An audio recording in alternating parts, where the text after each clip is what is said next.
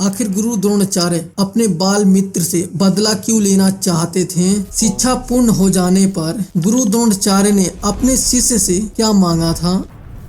आप देख रहे हो जसवंत इन्फोटेक। भीष्म राजकुमारों को हर प्रकार से दक्ष करना चाहते थे, इसलिए उन्होंने राजकुमारों को उचित शिक्षा के लिए एक गुरु का नियुक्ति की। उनका नाम था द्रोणाचार्य। द्रोणाचार्य ब्राह्मण थे। यह विधि की विडंबना थी कि उन्हें क्षत्रिय कर्म अपनाना पड़ा और युद्ध कला में पारंगत होना पड़ा।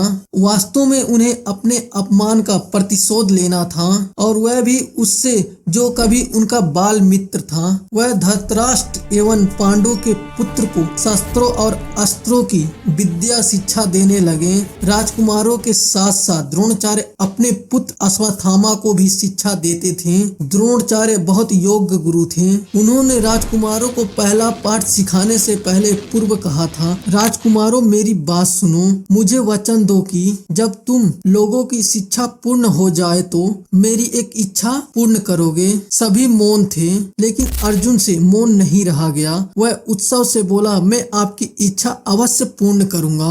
अर्जुन के उत्तर से द्रोणाचार्य बड़े प्रसन्न हुए। वैसे तो वे सबसे एक समान व्यवहार करते थे, लेकिन अर्जुन के ऊपर उनका विशेष अनुराग रहने लगा। दुर्योधन से गुरु का यह पक्षपात छिपा नहीं रहा। वह देख रहा था कि गुरु अर्जुन को अतिरिक्त लगन से सिखाते हैं या पुत्र अश्वत्थामा के प्रति भी गुरु का विशेष झुकाव रखते हैं। द्रोणाचार्य अपने पुत्र को अलग से सबसे छिपाकर भी युद्ध अभ्यास कराते थे, ताकि वह राजकुमारों से अस्त्र संचालन में पीछे न रह जाए। अर्जुन को जब यह पता चला तो वह भी सबकी नजरों से बचकर यह सब सीखता। इसका परिणाम हुआ कि अर्जुन अति शीघ्र अस्त्र शस्त्रों में पारंगत होने लगा। निशाने पर तीर मारना, तलवारबाजी की घातक दांव पेच, वह घोड़सवारी में अर्जुन सभी राजकुमारों से अलग निकल गया। द्रोणाचार्य अपनी युवा अवस्था में अग्निवेश आश्रम में शिक्षा ग्रहण करते थे।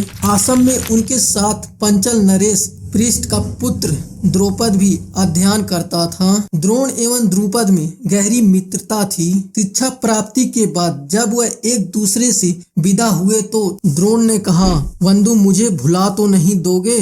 द्रौपद ने उत्तर दिया, भला कैसी बात करते हो मित्र, शैशव काल की मित्रता कोई भुला पाता है? सुनो, जब मैं पंचल देश का राजा बनूंगा तब तुम्हें किसी भी समय मेरी सहायता की आवश्यकता पड़े तो निसंकोच मेरे पास चले आना, मैं तुम्हारी हर संभव सहायता करूंगा। यह कहकर द्रुपद तो पंचल चला गया और कालांतर में पिता की मृत्यु के पश्चात पंचल देश का राजा भी बन गया। किंतु इधर द्रोण के दिन संकट में बीत रहे थे। द्रोण का विवाह महर्षि सदर्शन की पुत्री कृपि से हुआ था। महर्षि सदवदन तपस्वी थे और उन्होंने अपनी तपस्या निवेदन पूरी करने के लिए अपने पुत्र कृप व पुत्री कृपि को छोटी आयु में ही वन में छोड़ दिया था, जिनका पालन शंतनु ने किया था। नन्हे कृप व कृपि को शंतु का एक सेवक वन से उठा लाया था। बाद में जब महर्षि सरदवान को पता चला कि उनकी संतान शंतनु को यहाँ पाल रही है, तो उन्होंने वहाँ जाकर अपनी संतान को सर्तता संचालन और युद्ध कला सिखाई। बाद में कृपि का विवाह द्रोण से संपन्न कर दिया। विवाहों पर पंथ द्रोण की स्थिति नहीं सुधरी। कृपि से उन्हें अश्वत्थामा नामक पुत्र रतन की प्राप्ति हुई थी, परंतु वह भाली भांति उसका लालन पालन नहीं कर पाते थे। दूसरे बच्चों को तो दूध मिलता था, किंतु जब उनका पुत्र भूख से बिलखिलाता था तो वह विशेष हो उसे आटा घोलकर पिला देते थे। इस दयनीय स्थिति से उनका दिल रोता था, किंतु लाचारी में हाथ मलने के सिवा कोई चारा नहीं था। ऐसे अवसर पर एक दिन उन्हें अपने बचपन का मित्र और सहपाठी द्रौपद का याद आ गई, जो आजकल पंचल का राजा बना हुआ था। द्रौपद ने विदा होते समय जो कुछ कहा था उसे याद कर। उन्हें तनिक भी संदेह नहीं रहा कि अगर उससे सहायता की याचना की जाए तो वह इनकार नहीं करेगा। द्रोण को अधिक कुछ नहीं चाहिए था, वह तो अपने पुत्र अश्वत्थामा के लिए एक गाय चाहते थे। बस वे पंचल के लिए चल पड़े। द्रौपद के महल के पास पहुंचकर जैसे ही उन्होंने अंदर प्रवेश करना चाहा, द्वारपालों ने उन्हें रोक दिया। बोले, कौन हो भाई, कैसे अंदर घुसे जा रहे हो? द्रोण ने बड़ी विनम्रता से कहा, देखिए मैं पंचल नरेश से मिलना चाहता हूँ। द्रौपद मेरा बचपन का मित्र है। द्वारपाल व्यंग से बोले, जाओ भाई जाओ, यह तुम्हारी भांति अनेक लोग मित्र बनाकर आते हैं। द्रोण ने कहा, बस आप द्रौपद से जाकर मात्र यह कहिए कि उसका सहपाठी द्रोण आया है। अगर वह मुझसे मिलना चाहेगा तो बुला लेगा, अन्यथा मैं वापस चला जाऊंगा। अच्छा तुम यहीं ठहरो, हम तुम्हारे आने की सूचना देते हैं। इतना कहकर द्वारपाल महल के अंदर चला गया।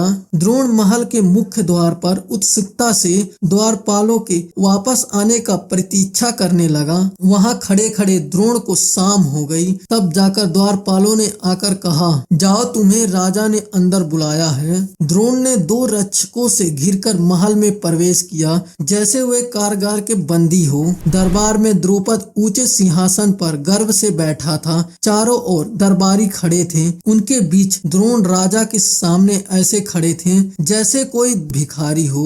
द्रौपद उन्हें अनभिज्ञाओं की प्रकार घूर कर देख रहा था। फिर पूछा, क्या मैं जान सकता हूँ कि तुम कौन हो और यहाँ क्या करने आए हो? द्रोण तो एकदम आसमान से गिरे। उन्हें ऐसे प्रश्न की आशा नहीं थी। वह धीरे से बोले, क्या तुम मुझे भूल गए? मैं द्रोण हूँ, तुम्हारा बचपन का मित्र। द्रौपद ने घृणा से द्रोण की ओर देखा और मुंह बिगाड़कर बोला, क्या बकते हो? मैं तुम्हारा मित्र? तुम होश में तो हो? द्रोण अपमान से जड़ हो गया। सभी लोग नेत्रों में आश्चर्य और व्यंग प्रकार द्रोण की ओर देख रहे थे। द्रोण यहाँ आकर पछता रहे थे। अंतिम प्रयास करते हुए द्रोण बोले, द्रौपद याद करो, तुमने आश्रम छोड़ते समय मुझसे क्या कहा था? क्या बचपन की मित्रता इतनी शीघ्र भूल गए? द्रौपद ने उत्तर दिया, सुनो ब्राह्मण, मित्रता बराबर वालों से होती है। मैं पंचल नरेश हूँ और तुम हो एक याचक ब्राह्मण। भला हमारी तुम्हारी कैसी मित्रता?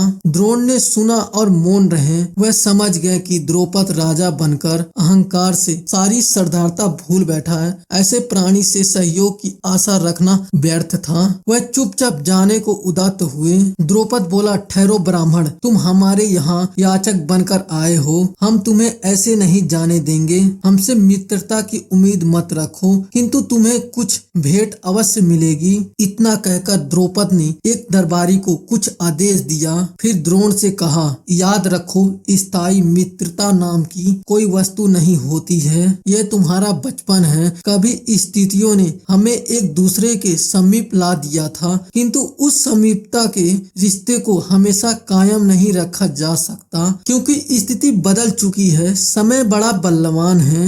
मनुष्य ऊंचा पद पाकर इतना निष्ठुर हो सकता है। द्रोण को विश्वास नहीं हो रहा था। इस स्थिति में द्रोण यह बताना भी भूल गया कि वह क्यों आए हैं। न उन्हें गाय मांगने का स्मरण रहा और न ही उन्हें अपने पुत्र अश्वत्थामा का वर्णन किया। द्रोण विश्वास नहीं कर पा रहे थे कि सामने उच्च सिंहासन पर बैठा व्यक्ति वही है जिसके साथ वह बचपन में एक ही आश्रम में पढ़ते थे और वन में खेला करते थे। तभी एक दरबारी द्रोण के लिए भेंट लेकर आ पहुंचा। द्रोण का पूरा शरीर क्रोध से कांप रहा था। उन्होंने भेंट को ठोकर मारकर तीव्र स्वर में कहा, द्रौपद मैं जा रहा हूँ, किंतु याद रखना कि एक दिन ऐसा अवश्य आएगा जब मैं आज के अपमान का बदला लूंगा। सचमुच समय बड़ा बलवान होता है। यह कहकर द्रोण महल से निकल गए थे। दोस्तों, अगर हमारी वीडियो आपको पसंद लगे तो हमारे वीडियो को लाइक करके चैनल